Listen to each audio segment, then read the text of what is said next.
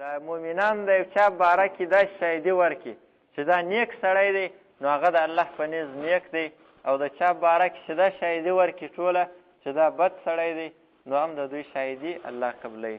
حدیث کې راغلی دی حضرت عمر یو واره ناست و، یوه جنازه تېره سوله، خلکو وویل چې دا ډېر ښه سړی دی، ویې ویل حضرت عمر چې وجبت د ده دپاره واجب شو.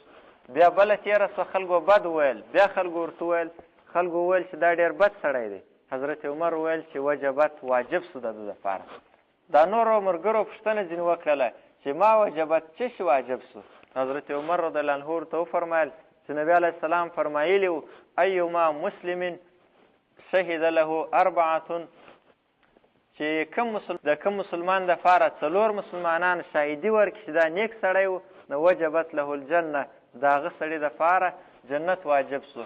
بیا وایي موږ پوښتنه وکړه چې وثلاثة یا رسول الله که درې شاهدي ورکړي نو ویې ویل چې درو شاهدي م الله قبلوي. بیا موږ وویل چې دوه شاهدي ورکړي وایي د دوو شاهدي م قبلوي، او بیا م وایي د درېیم د یوه په باره کې پوښتنه ونه کړله.